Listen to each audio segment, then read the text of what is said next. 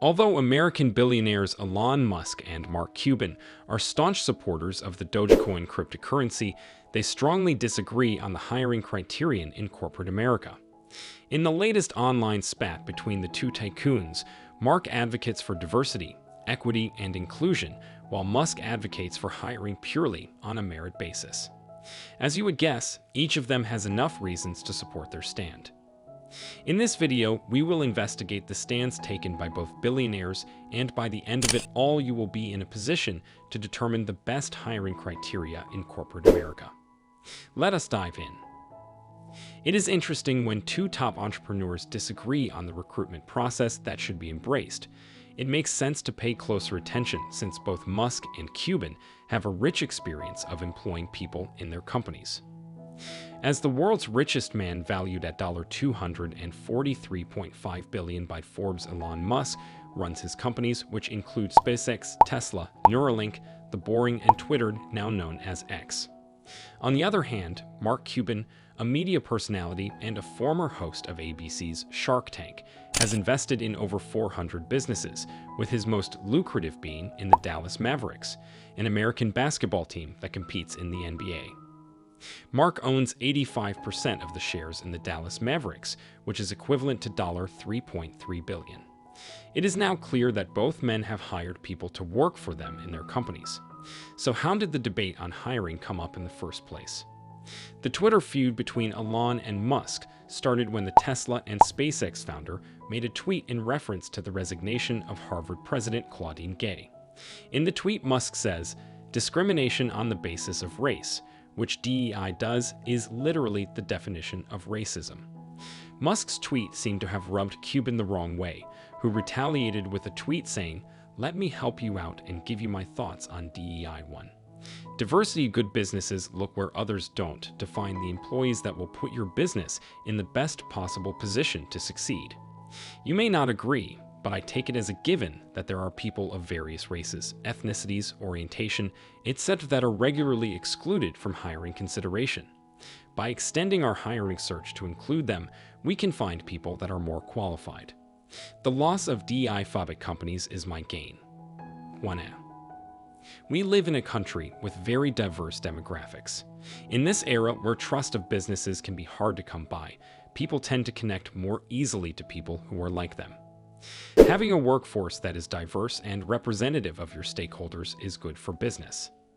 You know, it is not just the resignation, but also the appointment of the most recent Harvard president, Claudine Gay, that has attracted lots of criticism. Fund manager Bill Ackman was the leading critic of Claudine's appointment. He argues that diversity, equity, and inclusion is actually promoting the very thing it seeks to stop: racism. If you think Ackman is a bored billionaire writing some random tweets for the sake of it, you will have to think again. The fund manager has in fact posted a 4,000-word essay on X, where he clearly outlines why diversity, equity, and inclusion should die in the workplace. Ackman's tweet has so far attracted 35.5 million views on X, and Musk is one of the people who have read the essay and commented on it, saying DEI is just another word for racism. Shame on anyone who uses it. Strong one from Musk. He is literally saying shame on Mark Cuban. In their online spat, Musk alleges that Cuban is a hypocrite, but why? That Tesla billionaire alleges that Mark Cuban's businesses thrive in a toxic work environment marred by sexual exploitations, yet he comes out in public to support diversity, equity, and inclusion. Musk is not just opposing diversity, equity, and inclusion. He has a solution to it, as seen in a tweet that reads, "I do think that if merit for a given job is roughly the same, then the tiebreaker should be diversity of all kinds." Musk is a man who walks his talk. Across his companies, he hires purely on merit. He gives the job to the most qualified. The success of Musk's tech companies greatly lies on his hiring criterion, where he seeks to get the right person for the right job.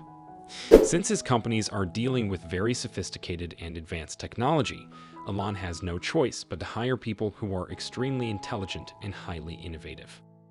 As things stand, the big war between Musk and Cuban is far from over after the Dallas Mavericks owner posted a tweet saying, "I'm open-minded." Based on the feedback on X to my DEI posts, I decided to look for a high-profile organization where the person in charge of hiring was publicly against DEI and see if it was a template for hiring success. Below is the list of hires. Let me first add, I'm not trying to determine whether any man on this list was qualified or not. There are several I think are very talented. I'm just presenting the hires, and I'll let you come to your own conclusion whether the lack of diversity, equity, and inclusion helped or hurt. What are your thoughts of the hiring criterion to be adopted in the corporate sector? Should it be based on diversity, equity, and inclusion, or should it be purely based on merit? Feel free to give your thoughts in the comment section below. To this end, thank you for watching, and if you liked our content, feel free to subscribe so that you do not miss out on the latest tech news.